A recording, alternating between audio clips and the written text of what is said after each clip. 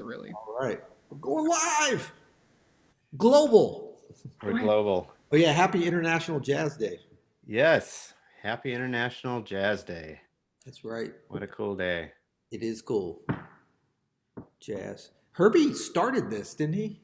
Herbie started it Man, that, in 2011. He's a UNESCO Goodwill Ambassador, and that was his project. He's like, well, we need an International Jazz Day.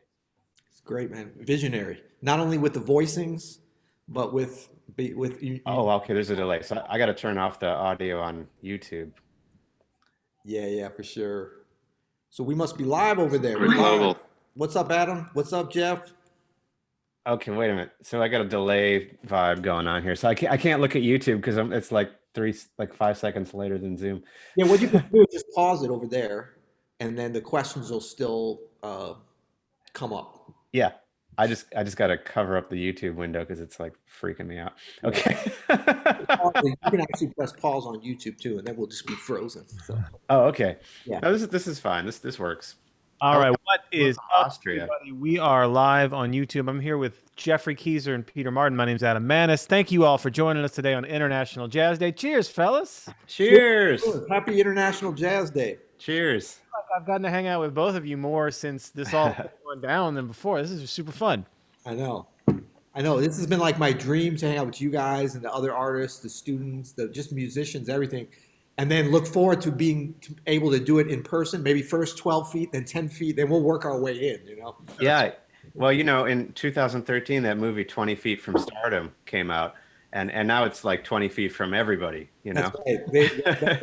That was thinking ahead in more ways than they realized. Yeah. Or maybe we're 26 feet from Stardom now is what it is. Right. So the three of us are on Zoom together, and then we are streaming live to Open Studio's YouTube page, and we are taking live chat. So if anybody has any question about anything, about jazz, about improvisation, we're three pianists, so piano is certainly fair game, arranging, composing, just whatever you got. Hit us up, and we've already got some great questions going on. So it's great to see everybody. Hope everybody's home and safe and healthy. And we're going to start right here with the very top questions.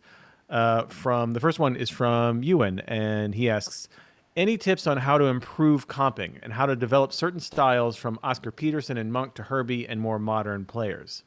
So there's actually quite a bit in those two sentences. Let's spend the next hour just talking about that question. That's a good one. Totally go deep on that. Yeah, for sure. But I think let's maybe start with just the very first sentence. Any tips on how to improve comping? And I think there's a lot that can be done to improve comping, but it really depends on where you are. If for you two, if you had any thoughts on just a sort of general idea, not knowing where someone is in their playing, but if there's something that you could work on to help improve comping, no matter what level you're on, to help improve right away, what would you all practice and hit first? Go ahead, Keys. Well, I was going to defer to Peter on this one because Peter, has been, Diane Reeves, a very, very able accompanist for many, many years, and so you're like one of my favorite. Well, you're like one of the most underrated piano players out here. You're like a super, super badass dude, but your comping thing is so great because of just the way that you and Diane are like just. It's like a symbiotic, thing. And so, I mean, maybe, I don't know if there's a difference in the way that you approach comping for a vocalist versus for a horn or an instrumentalist, or maybe it's all the same thing and it's all just about listening. I mean, like what's your thoughts about that? Well, I love how you immediately clued into comping being accompanying. And I think a lot of pianists think comping like what chords, what voicings, and of course that's important. But yeah, this concept of we're accompanying. I mean, the piano is such a powerful and flexible instrument, and of course we're all doing a lot of solo piano practicing. I'm sure a lot of people on all of us on the chat and everything are probably doing more than we've ever going to be doing, and so we can accompany ourselves, we can take the lead, we can do everything. But I think this concept of the piano as an accompanying instrument, maybe it's where it shines the best in some ways. So I think just getting into that sort of mindset of like how do you accompany? And that to me, that always starts with listening, like very active listening. And it's so simple, and we're always joking about it on the podcast. But I love simple things that work, and that they kind of stay true. And so, sometimes as we get better at comping, we start to get excited about different things that we can play. And every time I do that, or kind of think of something or hear something else for me to play as I'm comping, I usually end up kind of getting off track of what really works for comping, which is still listening and playing what's appropriate for the moment. And I've been thinking about this the last few weeks, just doing all this solo piano practice, because it's the same thing when you're accompanying yourself, when you're comping for yourself. You got to be listening to everything that's happening in the arrangement as you create it, or if there's if there's somebody else, the drummer, whatever. And part of it is like that ability to listen to what you're playing and listen to what they're doing and have a couple of things going on. So I think starting there, just listen, and then when we study, recording so many great versions and ways to comp from the masters that we can check out. So as we listen to it, it's not just listening what chords are they playing, how are they accompanying, but like what is everybody else doing? What are they listening to? And what were the reasons that they decided to play what they did, at that particular time into a company? Because I used to always shy away from, like, I don't want to theorize too much or analyze too much on recordings, just kind of feel it and imitate it and get the ear training and get the solos. And I think that's important. But the more and more I go back and look at it, I'm like, we can dive deep and really pull some things out from these great references. It's almost like if you want to study how to make films, you can go to NYU Film School, or if you can't afford it or can't get to New York, you can also take 3 great movies and just watch them over and over again. Yeah. And look at them from a different way. And, and there's so much in there. So yeah, I love that about this. I think that's true. I think you can transcribe comping just like you would transcribe a solo, because it's, in fact, I think one should do that. It's a great idea. And quite often I think the pianists that really developed the best comping skills were pianists that played with vocalists a lot. I think like Hank Jones, for an example. Hank accompanied tons of singers throughout his career. And he had just a wonderful way of kind of just almost, he was there, but not there. He like laid out this beautiful carpet or almost like an atmosphere or an environment for things to happen in, and it the harmony, it was just like it kind of wrapped around everything, but it never got in the way, and that's something that I've had to learn to do over the course of my career. Is actually, I think I've gotten better at comping because I've been sometimes had my coattail pulled by various band leaders that thought I was playing a bit too much, like and they thought, and so I kind of learned, like, what, I don't need it. It depends on who you're working for too. It depends on the context of the band. Like, I subbed in George Coleman's quartet in the 1990s for a week. Mayburn had a tour. He had his own trio tour. So he got me the gig for the week with George. And George Coleman liked a lot of activity. And the way, if you listen to the way Mayburn would comp, it was like having a big band behind you. You'd have these big band hits and all this stuff, and it was like really active, very, very energetic kind of comping. And that's what George wanted. And, the polar opposite of that would be someone like Jim Hall, who I worked with for many years. And Jim, I could never play. It's like I could never play.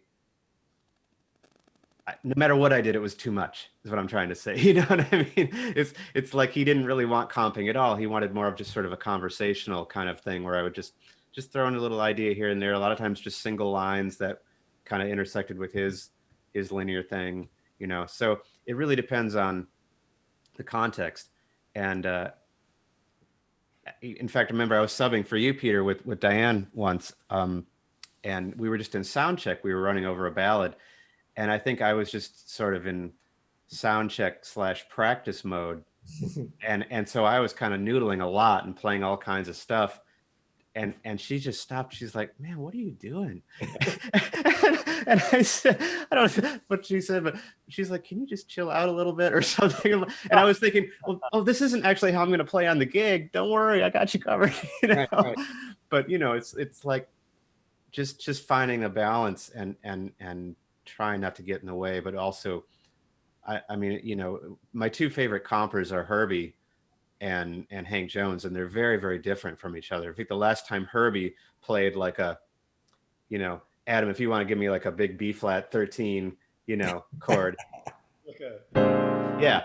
I mean, what it was probably 1961 was the last time Herbie played that on the piano, you know. So like, his thing is also very conversational. If you listen to the way that he plays now, the way that you know, has a sort of a conversation with Wayne or whoever he's playing with. It's never just like, you know, straight chords. Into like a Yeah. It's a very orchestral arrangement kind of approach. I think the idea of listening to compers that have played a lot with singers like Peter. I mean, both of you are two of my favorite compers too. Yay. There's something about playing with a vocalist that really, as you both have said, solidifies like how the song is supposed to be accompanied, right? And I think about my friend Bruce Barth, who Oh is yeah. amazing comper. I feel like he's such a swinging, solid, like everything is just in its right place. Oh man, Bruce, and people sleep on Bruce too, man. Another super underrated cat. What a touch. Oh, he's so great. Hearing him play behind any singer is a real lesson in like, oh, yeah, that's how it could be. That's how like Yeah. want it, and it's all the setup for them. I think that's And let's talk about Norman Simmons, you yeah. know, with Yeah. Carmen McRae and Joe Williams, for years, and he's just like the perfect accompanist. I love the way that Larry Willis comped too. Absolutely. Yeah, just beautiful. And George Cables, you know, Yeah. and Kirk Lightsey, just so great comping. And if you just check out on records, just what they do, you Yeah. know. We were just talking about McCoy's comping on the Johnny Hartman, John Coltrane album, Oh and how yeah, supportive he is on that. I mean, it's a whole different kind of accompaniment from McCoy, but he's so good at it. It's so natural and still yeah, him, but it's a different thing. It's a really fun listen. I yeah, would like to throw in Shirley Horn too. I mean, she's yeah. got a little advantage in that she's copying for For herself. herself, yeah, But I mean, I've got a bunch of stuff about how to play with singers. I got to play with her once, and it was like I just got thrown. I mean, I listened to her so much, I just kind of went into Shirley Horn mode. Except there was two of us. It was like I was Shirley Horn piano, and she was Shirley Horn vocal, and she's kind of looking at me like, "No, I already know how to do this. Just let's get through this." yeah. But I mean, Oh you man, can really learn a lot, especially for, yeah. Also, Ellis Larkins, those duo records with Ella Fitzgerald. To me, comping piano, especially in a singer duo situation, I think that's some of the top tier. Just very simple, very sensitive, very supportive, and even a little challenging at the right. Because that's another part of comping. And I was just thinking, because who's this that asked Ewan mentioned Oscar Peterson, Monk, and Herbie, and those are all like very different kind of players and compers. But like Monk is probably is more seen as a little bit more aggressive comper, especially like to hmm Miles when Miles would tell him don't comp behind my solos and stuff like that. right. Uh, It's the comp. yeah, right. But I mean, I think that yeah, I think it's like we can learn from all different styles, and then we sort of take what it is that we want. But I think that more aggressive style is appropriate at times because I never want it to be like just supporting. I know a lot of times people are like, oh, you play so supportive. Sometimes I'm like, man, I want to be aggressive too because sometimes the soloist or the vocalist or the drummer needs that. Like that's part of Yeah, you got to know when they need yeah. that push. So our next question comes from Austin. Austin asks, "Hey guys, I've been learning jazz piano for a few years. As it becomes exponential, how do I organize and stay fluent on all the theory, material, and technique without neglecting important skills?" So I'll jump in here at first. 'Cause I was kind of And thank you for the donation, Austin. Yeah, thanks very much Yes. for the cause. So one thing that I think about with theory is that I say this a lot to our Open Studio members. You really can't information your way to becoming a great player. That's really hard to do. To just say there's a finish line, and when I know this amount of information, I'll be a good player. Really, like the things that are the important skills are how you play, what you already know how to play, and then you will pick up things. I mean, if you're listening enough and you're transcribing and you're doing that, you're gonna pick up information, and it's gonna seep into you in the way that it hits you, and whatever you're feeling, you're going to really absorb it. Whatever you love, you're going to learn. So I would, whatever you do, develop a practice routine and habits and behaviors that really help you with the fundamental things of how you play things. That you want to be relaxed and easy and confident with everything you play. That that comes out clearly, and really at a certain point it becomes about like trimming away things you don't want to play. You know, I'll still occasionally be playing a gig and be like, why did I just play that? I don't really want to play that anymore. Like, you know what I mean? There'll be things that kind of have a shelf life, and I'm like, I'm over that. I want that out of my playing. So that's somewhere to start, of just like concentrate on how you play, not what you play first, and then start, really whittling away at the excess that maybe you don't need in your playing. But then I'll toss it now to Peter Martin for how do you organize and stay fluid on all the theory, material, and technique without neglecting important skills. You're muted. I can't unmute you. That would be for Yeah, Rachel. You Rachel. Help us, Rachel. Here I am. There. Okay. change the settings there. It So usually happens later when I talk too much, and so I got. She's like. It was like a preemptive strike.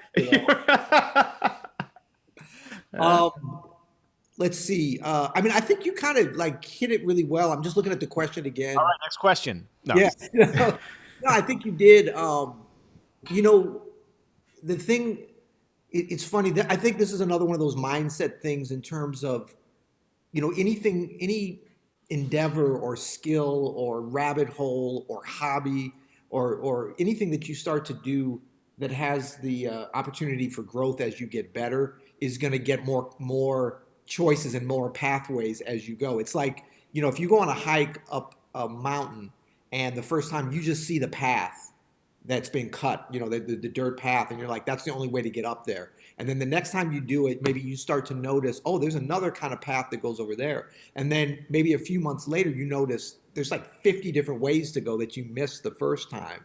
And so the question becomes like, am I going to get distracted every time I see one of these paths? Am I going to like find the right time to go down one of the paths, have some fun, and then come back to the main path and still make it where I'm going? And, jazz, you talk about piano, jazz, I mean, just those two different things. Then you put them together, you've got the opportunity for a whole shitload of paths, right?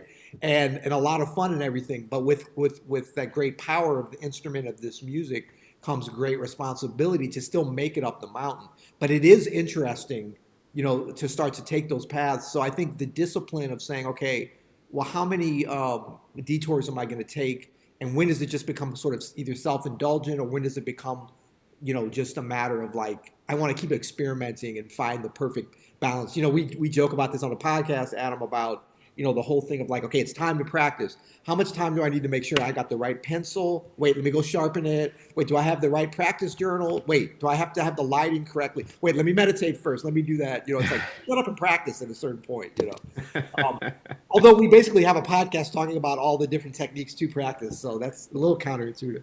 Yeah.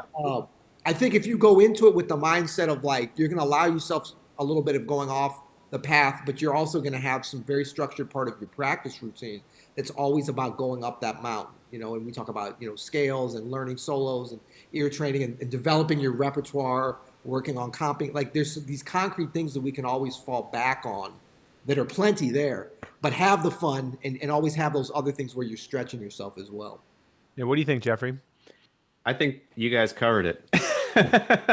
Oh, A lot was said. Well, thank you, Austin, again.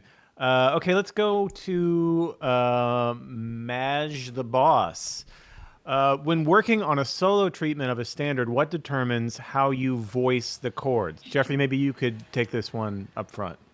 Well, let's see. I mean, a lot of things determine how I voice the chords. Some of it has to do with if I'm going to reharmonize the chords in any way, and not having a keyboard right here, I can't really demonstrate. But I mean, it depends. Like so if you're reharming something,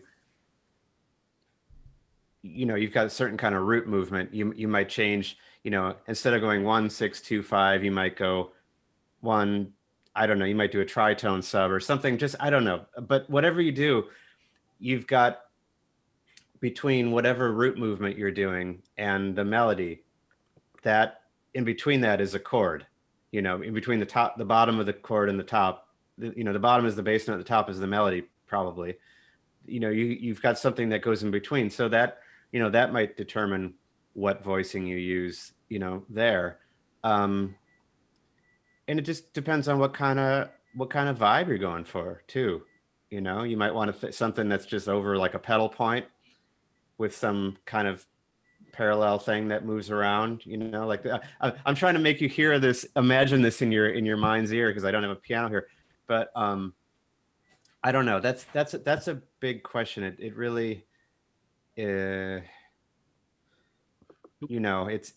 there's a lot that can go into that, but it's really, that's like an arranging and orchestration question, kind of. One kind of bit of practical advice I could probably give that I've picked up from transcribing both of you for Open Studio courses on solo piano stuff, and that I've been working on lately, is that when we think of rooted voicings, right, we think of, if it's an F minor 7, that's an F at the bottom.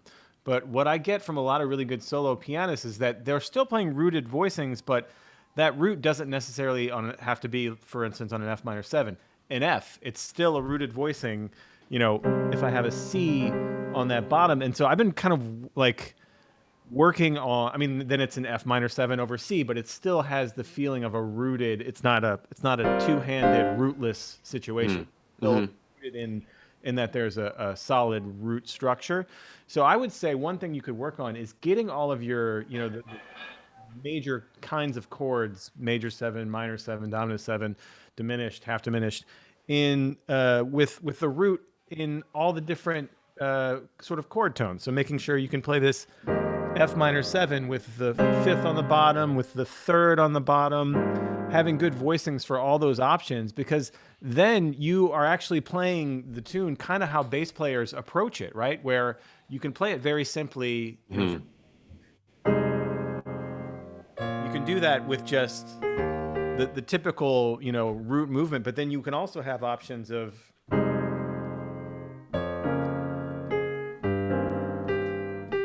these different inversions, and having these. Let me write that one down. This is Jeffrey's like Peter here. I say something that they do, and they're like, "Oh, okay." You tell us before, man. Yeah, man, come on. Having those options for me, just working on those a little bit, has been very, very helpful. Just giving me the sort of the whole breadth of the piano to create bass lines with, as opposed to like F, B flat, E flat, A flat. I have all those options. Were you going into robot F, E flat? Yeah. Yeah, I think that really covers some really good exploration, both of those things. And I think, Jeffrey, what you were saying about root movement too is so important, because I think solo piano arrangement, we always jump to like the possibilities of the instrument. We're thinking of reharmonization and all that, but that's just one of the elements. And I always like to think about the root movement, especially on like a standard or something, as being its own kind of melody. So it's like we can change that, but we better make sure we have something cohesive and not just thinking like, every single chord, what can I do? What can that melody note become? Because then it can be kind of just a bunch of really cool things vertically, but horizontally and in time they don't make sense. Right. But that's also, I think, what we can do when we practice, whether we're working out an arrangement or trying to get the ability to play, be able to spontaneously arrange in a solo piano thing. So if you take, because I've been playing this on my weekly gig every week, I've been having to come up with new things. So like a real simple Amazing Grace.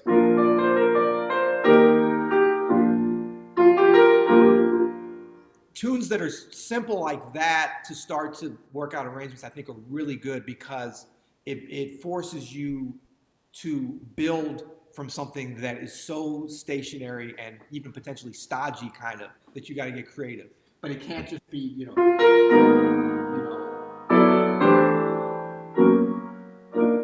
that kind of, I don't even like doing that where everything is different. But if you think about the root movement,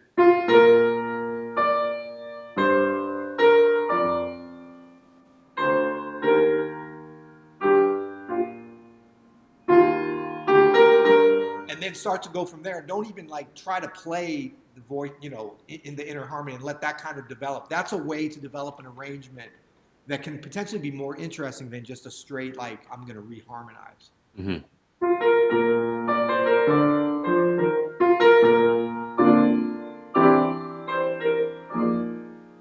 So it becomes, instead of like, oh, I want to go to an F minor, it's like, oh, it's the Jetsons. See, it's very melodic, Yeah, yeah. But you build off of melodies, more than one melody, as opposed to just coming up with cool creative harmony. Peter, that might be the very first Amazing Grace and Jetsons mashup of Right. all, that I've ever. I was thinking The Simpsons, actually. You're kind of going in Simpsons territory there too, Oh, but it's the same thing. Yeah. yeah, yeah, yeah. Do da da da da. Yeah, Yeah. yeah. Uh, cool. Yeah, good stuff. All right, Nicholas asks, could you go over how the greats like Red Garland, Oscar Peterson did their block chord solos? Again, Nicholas, that's probably a much too deep of a dive for us in this Zoom capacity today. But I will say that Jeffrey Keyser has in his Keys to Jazz Piano course, you have a whole block chords lesson where you cover some techniques by Hank Jones and maybe one or two other pianists. Phineas Newborn, and we look at George Shearing and Bobby Timmons as well. Yeah. Yeah. Super cool. So check that out. Keys to Jazz Piano. There's a beautiful lesson where you go over some really cool examples of different styles of block chords. Yeah. Roy asks, are there any Bill Evans transcriptions in Open Studio? I don't know if there's any, Peter. I don't know if we have any transcriptions of Bill Evans playing anything. We have some of his tunes on the jazz piano method, Yeah. and on some of the courses. And I know some people cover Bill Evans-ish things, but I don't know if we have any specific transcriptions. What's up, Joe and Luke, two Open Studio power users? Good to see you both. Chris Yee asks, in the middle of us shedding everything, especially with me in school, how do I find my own voice? I feel so lost sometimes and feel scared I'm going to write something wrong in my own writing. So I'll start with that one. What's up, Chris? Good to see you or hear from you. And there really is no writing anything wrong in your own voice. That's why it's your own voice. It's you. And also, if you're young, which I know you are, and you're in school, this is kind of the time where you might not be as certain, of your own voice. And that's totally cool. Like, you can accept that right now you're just kind of ingesting a bunch of different influences. You're still finding your way as a musician, as a person too. And so I don't know about both of you guys, but I didn't feel secure in my own voice until I was a little bit older. I was just ingesting and being influenced and letting that come out in a way that, you can't help but a little bit, even when you're young and don't particularly have a strong point of view, you can't help but a little bit skew everything towards your sound. But don't worry, that'll come later as you age a little bit. Yeah, I think, actually, I would agree. When you're younger, you don't have the confidence or the awareness to know that you already are who you are in terms of your story, and usually it's actually coming out a lot more than you think that it is. You just can't recognize yet. And I mean, just kind of by coincidence, in the last week, I actually listened to some Keezers, some very old school early '90s Keezers, because we were talking texting about that record with Roy, and I went back and listened to that first, that Diamond in the Rough. And I'm listening to you on there, and I'm like, you're already, I mean, obviously you've developed from then, but you're already recognizable. You're writing, you're playing. I mean, to you, it'd probably be a drag to go back and listen to, but for me, you're you already then. And that's the beauty of this. It's like, once you get, sort of technically and musically to a certain point, if you allow yourself to come out, and even if you kind of sublimate it because you're like, I want to play like this, or I think they want, and we all do that when we're younger, somehow, things do come out. And so I know when I hear myself from back, early 20s or even teenager or whatever, I try to avoid that. But if I'm forced to hear it, it's like, I'm always sort of surprised, like, wow, I was already kind of, well, it's two things. I'm like, wow, I was already kind of myself. And then I'm also like, wow, I haven't really developed in like 25 years very much either. Like I should have, if I was already doing that then, I've only gotten like a little bit better. That's kind of weird. There's a big jump between like 5 and 15, and then all Right, down. right. If I had only maintained that trajectory, but Well, Peter, there's this thing. It's this mythical quality that we supposedly get as we get older, which is called wisdom. So we might actually not be playing any better than we did 20 years ago, but we're older and wiser now. So there's something, I don't know, maybe we play ballads slower than we used to or something. I don't know. right, exactly.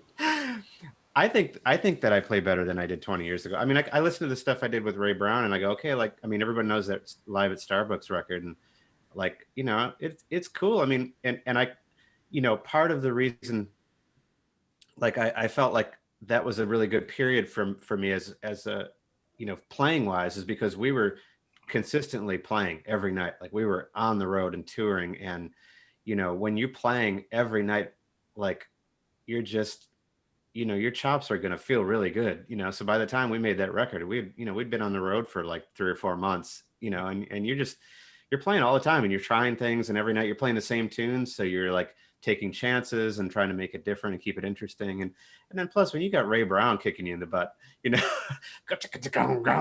like you just had, it's like running in front of some kind of giant, steamroller that's going to run you over if you don't just keep going, and so it's like those kind of playing in those kind of contexts that really, really inspire you. Sometimes it's they exist in different ways, but it's hard to to generate that level of energy off the stage sometimes. Like in the practice room, it's like sometimes it's, especially now, we're all isolated, and like we're trying to find different ways to inspire us. I mean, these are great. These lesson series on Open Studio are great. There's all these Q&As and these live from home things, and there's a lot of great stuff happening, and if you know where to find it. And I'm watching stuff I'm probably watching more YouTube than I have ever, because I'm like, hey, this is on. Look, Chick Corea is practicing from home again tonight. It's fantastic. It's great. When else do you get this kind of like, people let you into their homes like this? It's cool. But it is different. It's a different kind of energy than like being on stage with a great drummer and great bass player, or great singer, horns, and just having that interaction and that dialogue, and that really pushes you to really try things and really play. Yeah, I'm secretly, I feel horrible for even saying this, but those of you that know me just know I'll say it anyway. But like, I'm hoping that they can find a vaccine immediately for this Yes. horrible disease. But somehow Chick Corea doesn't hear about it, so he has to stay in his house and keep broadcasting, and practicing. So like the rest of the world will know and be out, but like Chick will still be there. Right. It'll be like the guys like in World War II, they found guys like in the 1960s who were still like in the jungle, fighting for the, whatever team, Oh, we didn't know that the war was over, Right. Anyway. So we have a question from Joe Mascara. Joe says, Adam and I were talking about things that might keep you from practicing, specifically fear of success and fear of failure. Can you guys discuss this? And I'll give you guys some context. So I did a solo podcast on Monday about how to practice, and it was really about a little bit about the psychology of practicing and how I approach my practice sessions. And I mentioned on that podcast that we get a lot of people that say, like, I want to practice, but then I can't get motivated to practice, or I go long periods without practicing. And I'd mentioned on that episode, like, if you're dealing with that, that's a dissonance of like, I want to do something, but I don't want to do something. And that is kind of above my pay grade as a musical psychologist. So I said, but you can email me, we can kind of talk about it further. So Joe and I had a really nice email exchange, and I've had some other lovely exchanges with people just talking about our process for staying motivated and getting, like, sort of smoothing that dissonance out of, I want to get better, but I don't want to practice, or I'm not feeling motivated to practice. And I had already shared my thoughts on this with Joe, but I'm wondering, for both of you, you had such success at an early age, and I'm sure that was a strong motivator as you were out there doing it on bigger and bigger stages to work and get better. But have you discovered anything over the years? Like, have there ever been moments where you feel unmotivated or you have to kind of rekindle some kind of motivation to grow? And I think I know what both of you would say, but I just want to hear if you have any thoughts on that, on keeping that growth mindset, on keeping, you know, the fire lit to really put in the work, because there's no getting around the work that has to be put in. Well, I think, what Jeffrey mentioned before about Ray Brown and the steamroller on the gig, like that's always, that can come in different forms. In terms of a bass player, it's not going to get any better and more steamroller-esque than Ray Brown. But everybody's been in situations, be it when you're in, middle school and you're playing with players better than you, or if you're playing with legends, or if you're playing with just anyone that kind of can push you, or if you're around people like that. So I think those are the situations where it's it's easier to find motivation because it's right there facing you. It's like it's sort of sink or swim, and then you're gonna kind of see whether or not you can rise to it. I think normally, it's funny you say, Adam, like have there ever been a time, I was going to kind of answer, be like, no, I've never felt unmotivated. It's been every day I get up and the grass is green and yes. And I'm like, yay. Make a coffee and go to it. Yeah. Yeah. But I think actually those times that we don't feel as motivated, we don't have a steamroller with us. And I mean, this is a time for artists to dig deep, and we're supposed to really be, I think, leading and creating a lot right now. I mean, not necessarily like thousands of pages. I just mean doing something, because like this is a difficult time, but this is when, kind of art and clarity and growth and stuff can come out of. It can also come out of when times are great and everything. But really, like, this is the time, I think. And I know for me, and I look back at different challenges, a pandemic is totally different because it's affecting everybody. But sometimes it's just affecting you. And it's like, how are you going to respond both on the micro and on the macro to challenges and stuff? And that's where I found some of the more interesting things. Not that I necessarily like written this brilliant piece when I was, being oppressed or something, but I've taken that opportunity, and sometimes I've fallen down and been like, oof, I didn't. But it's like, there's motivation always around us. And when we don't have that steamroller, we have to kind of be that ourselves. That's when it gets really interesting. I think for me, oh, Peter, you're frozen. Oh, no, you're not frozen. I was just being still. I was listening to you. One of the things that this isolation this quarantine has actually sort of done is because I'm not out on the road and I'm not playing a particular book every night. I'm not playing either my music or playing David Sanborn's music or whatever. There's nothing that's like taking up space, that's taking up like a more of its fair share of space in my head musically. So I'm actually like sitting back going and just thinking, and now I'm starting to think about like the piano and the entire history of this instrument, whether, like going all the way back to like, European concert piano music, and then all the way through, up in starting with the early jazz, with ragtime and with stride, and then, there's just such an incredibly huge amount of music that you can study as a pianist that is all like piano stuff, or if you get feel uninspired to shed North American jazz, go shed like some Cuban piano stuff, or some salsa, or some Brazilian, go check out Elio Alves's course on Open Studio, or one day you could open up your Chopin etudes and play that, or as Chick Corea likes to say, Scarlatti, read some Scarlatti, or or Bach, or and then the next day, like shed some Dr. John or Alan Toussaint or something. There's like, it's just like this, the piano, or go to say, today I'm going to go transcribe James P. Johnson, or I'm going to go the complete opposite direction and transcribe Brad Meldau, or just whatever. I mean this is such a huge amount of music that this instrument, the piano, has been that affects the piano, or that the piano is part of this entire huge thing. So it's and there's so many branches of it. Like you could never ever get bored, really, you know. I think so. That's what I'm trying to like.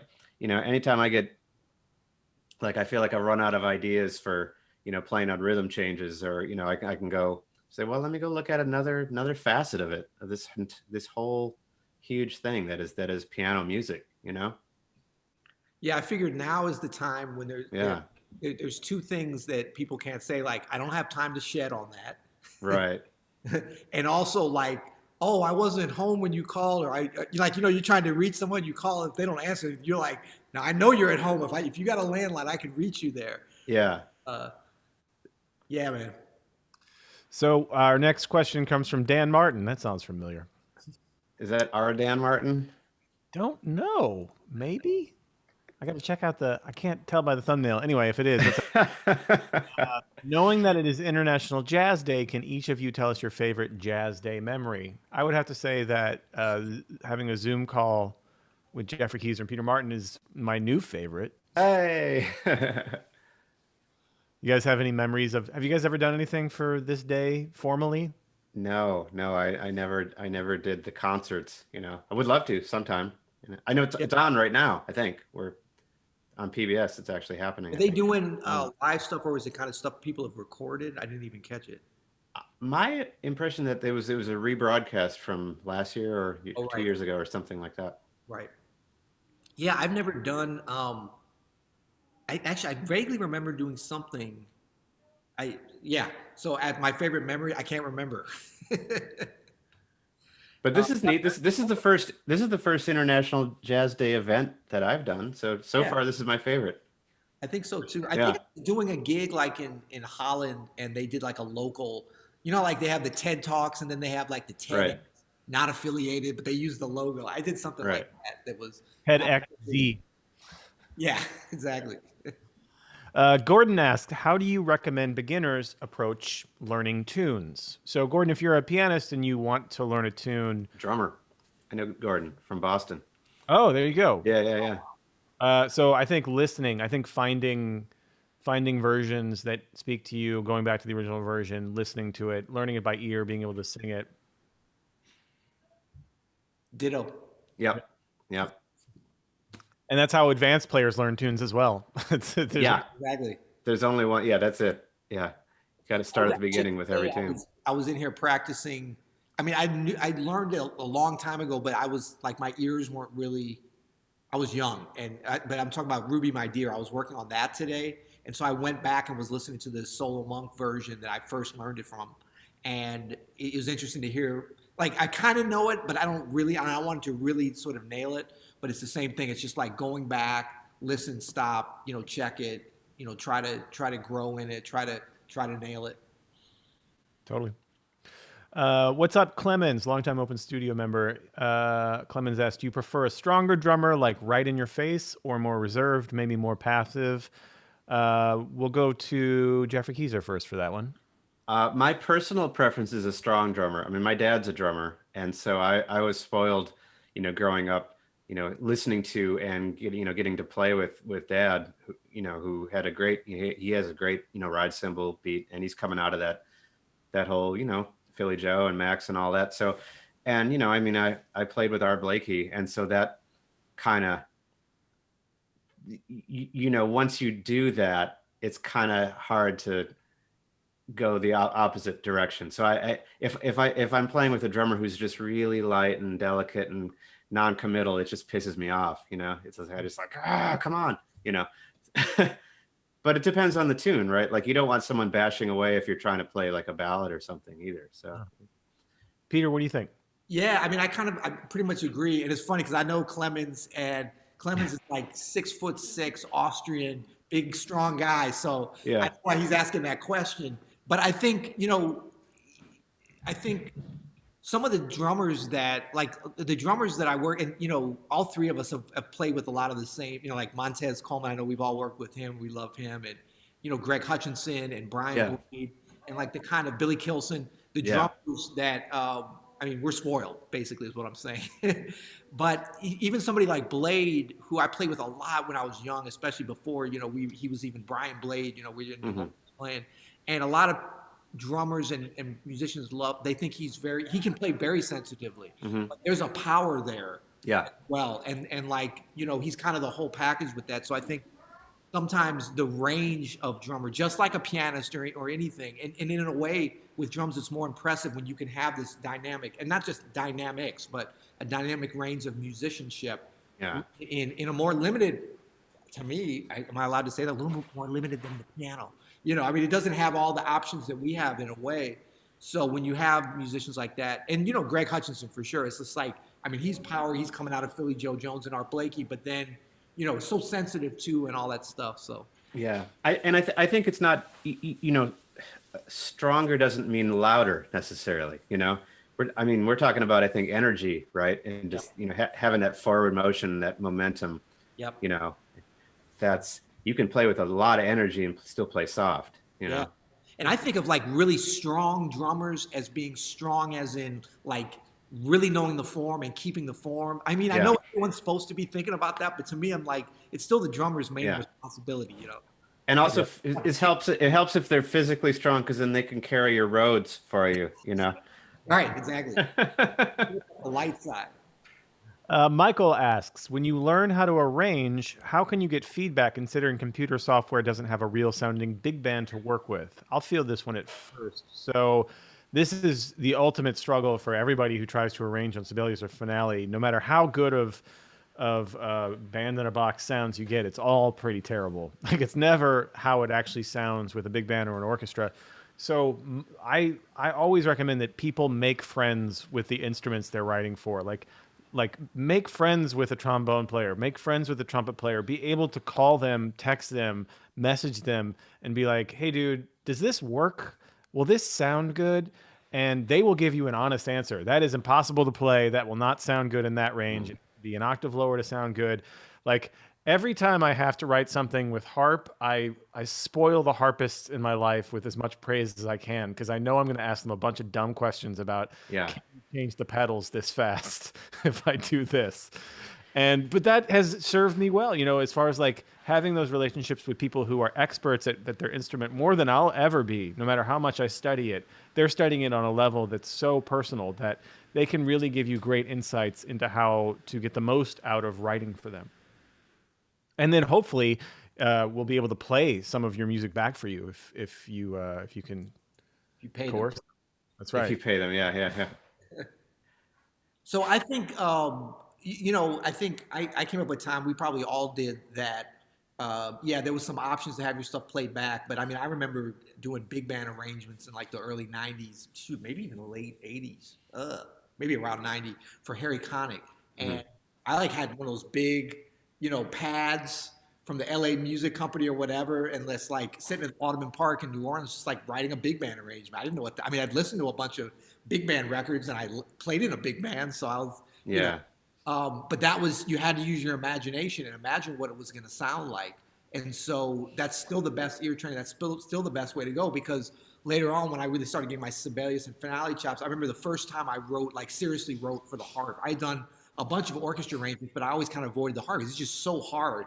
And I didn't really understand. I kind of understood the instrument, but you got to go deep to really write for the harp. And so I was like, I got a chance to do some arrangements for the LA Phil, and I was like, I got to write for the harp. I got to write for everything. This is my chance. And so I wrote this, and I had a really good harp sound in Sibelius. It was incredible. And I wrote this part that was so amazing. And I'm playing it back, and I had some great monitor speakers. This is when I had my first little studio down in New Orleans, and I was like, man, this is killing. I was like, yeah. We fire up a cigar. I'm toasting it before it even happened, It was like, I still remember, it was all this kind of stuff like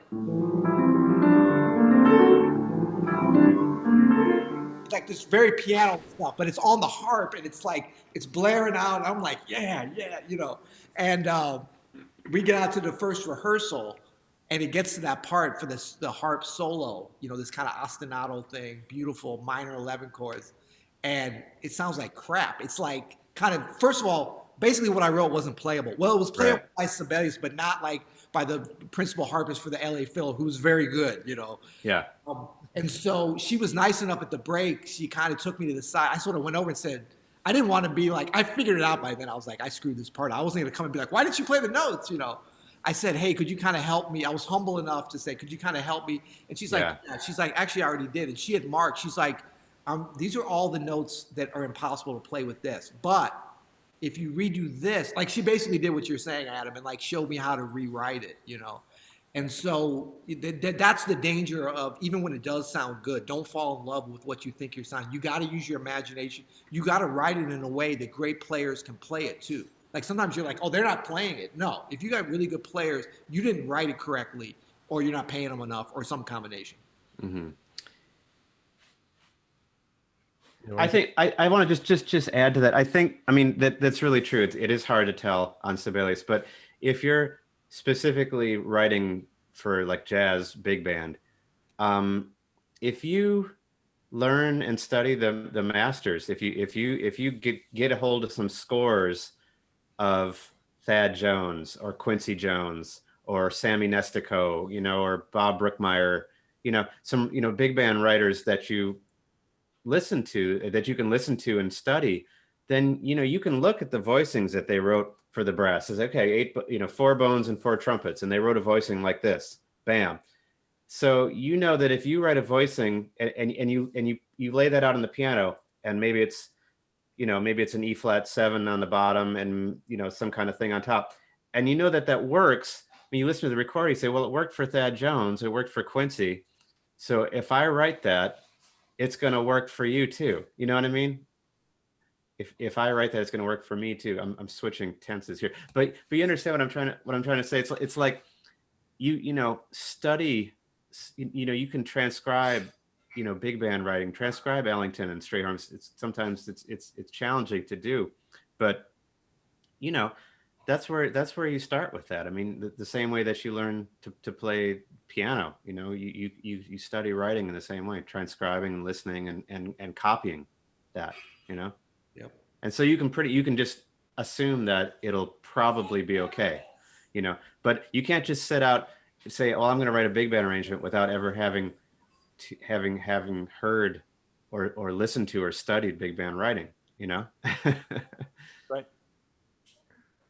Okay, so big band. Chris asks again, who is one person you'd want to tour with for a whole tour? As opposed to half a tour.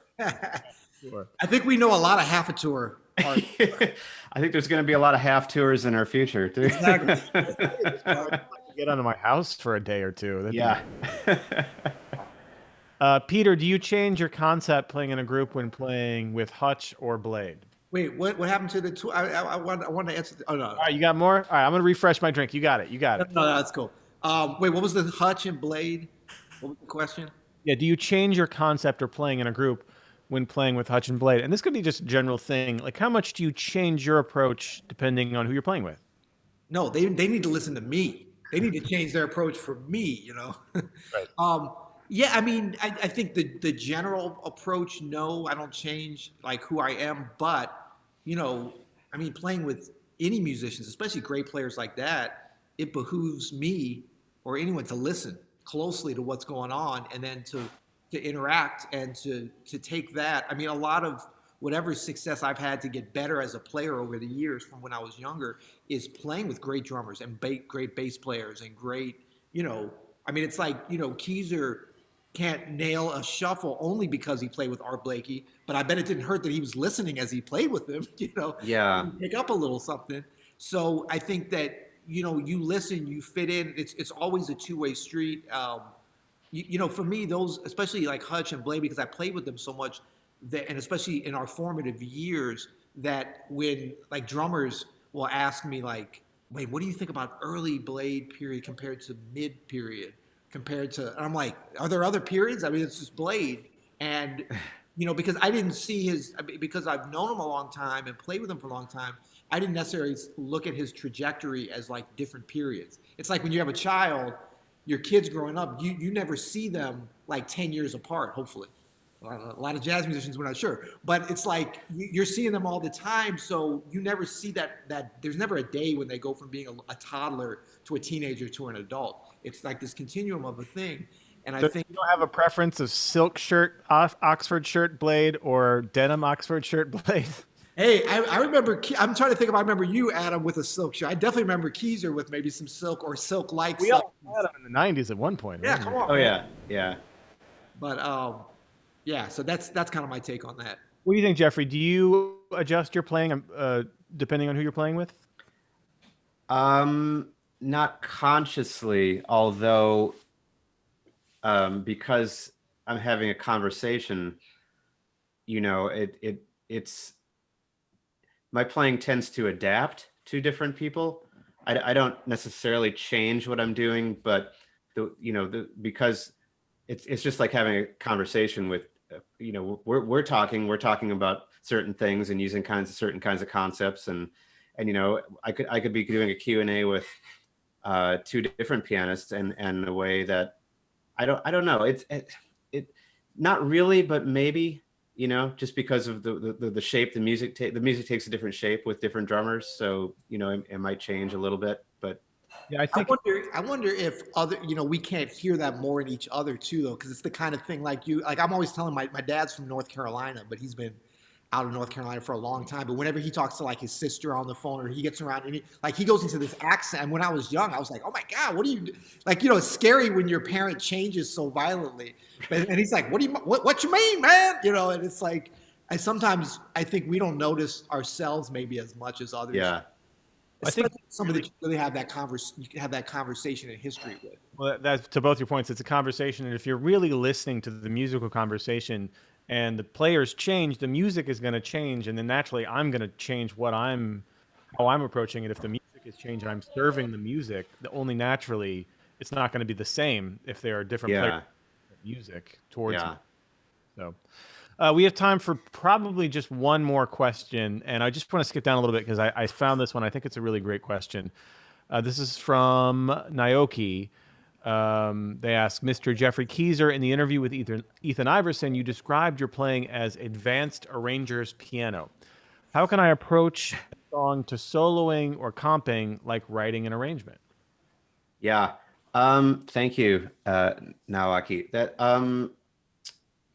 Well, so the term arranger's piano is kind of like when they talk about pianists that aren't really, it's not really about pianists, it's about the way that like someone who's more of a composer or writer, and piano maybe is not their main instrument. Maybe they play another, maybe they're a violinist or a trumpet player or whatever. So when they sit at the piano, it's kind of like plunking out, voicings or chords, but that's not really like, they're not really pianists, in that way. So I said, I was sort of jokingly say I play advanced arranger's piano. But so for me, I am an arranger and composer as well. And so the two things, they really influence each other a lot. Sometimes, when I'm arranging, it's just the arranging and composing happens more slowly, but it's the same sort of idea. So maybe I'll take 20 or 30 minutes to figure out a voicing for some saxophones or for some violins or whatever. And then I get like, oh, hey, that's a cool voicing. And that kind of just goes into the memory banks. I might not consciously try to play that when I sit at the piano, but it'll maybe come out at some point like, oh, hey, oh yeah, there's that voicing that that I worked out the other day.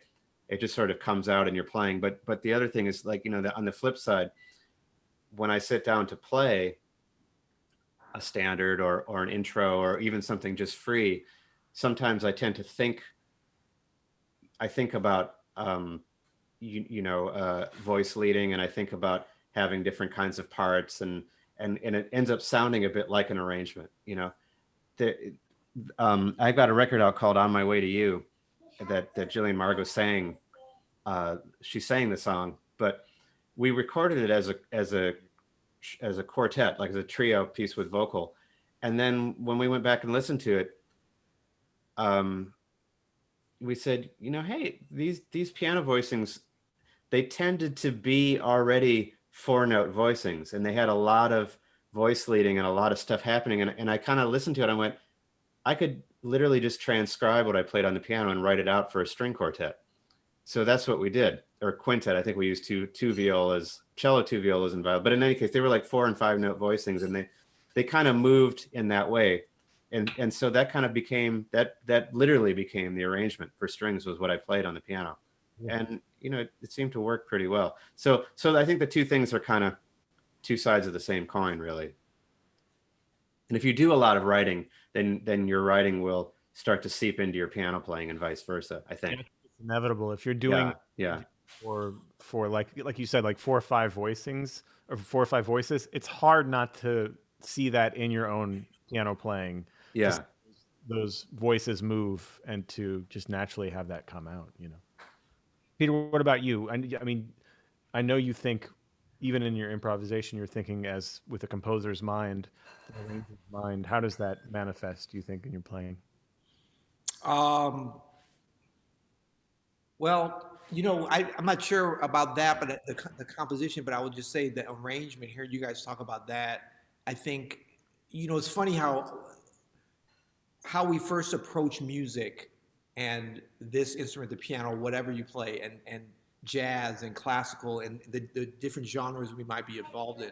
But like that first exposure you have if you're a child or if you're an adult or whatever it is, really frames things. It doesn't, I never believe that like your destiny is set by how you first learn, but I think that there's a certain part of how that's framed about how you approach the instrument from your early experiences with it. And for me, because piano wasn't my first instrument, I did start young at it, but I started on violin first. Oh, wow. I still kind of think about, like, every time I pick up a violin versus the piano, it's always a more natural thing for me musically, which is weird because I'm like way better at this thing than the violin. Because every time I pick up a violin, it's natural for me, and it's a horrible sound for anyone who's in the room. So, but I mean, in terms of like my flair, whatever flair for kind of improvising and hearing things and like being able to hear, like that was always easier. And in some ways to this day, it's still easier on the violin just because that's the way I learned the instrument. That's the way I approached it. So, and then on the arranging stuff, when I did get into doing that, it's never been like a huge part of what I do, but I love doing it. I've always done some. All the string writing stuff comes from as much from like that and what I know about that as it does from like applying piano stuff. Whereas like, big band, we're talking about that, 4 and 5 note voicings for a saxophone section. Once you learn where that is on the piano and what works, it's like left hand, right hand voicings, whatever. You can ride that in a way that you don't need Sibelius to help you ride it, which is great. But just my general approach to like arranging and like being creative at the instrument, I sometimes just pick up the violin so that I can get back in that space of just like a more kind of pure sort of creativity. Because by the time I was playing, I mean, not by the time I was playing first piano, I was doing that young too, but when I really started to kind of try to play jazz and different things, like I had sort of an understanding about theory and stuff that my dad and my mom had showed me. Whereas when I was playing piano and violin, the whole time I did it, I was doing everything by ear. And so like that helped me to the piano, but I still approached that instrument in a more, to me, a more pure way that I kind of wish that I had even more on the piano. Very cool. Well, thank you everybody for the great questions. This was a really fun discussion, guys. Thanks for joining us today. Happy International Jazz Day. Yeah, happy International Jazz Day. Right on. Thank you, Herbie Hancock. Yay, Herbie. Always for this or just everything? Well, he invented. We were talking about for everything. Yeah, for everything, of course. Yeah. But it's like he invented his idea in, I guess, 2011. It hasn't even been around that long. So it's a great. I mean, look, we're celebrating music and jazz and all this every day, but it really is nice to have a day and for it to be international because it is international. I mean, we know that. For sure. Well, thanks again, guys. Great to see you both. Cheers. Stay safe. Yeah. We'll see you soon. Thanks, Jeffrey. Thanks, Adam. You bet. See you. Peace.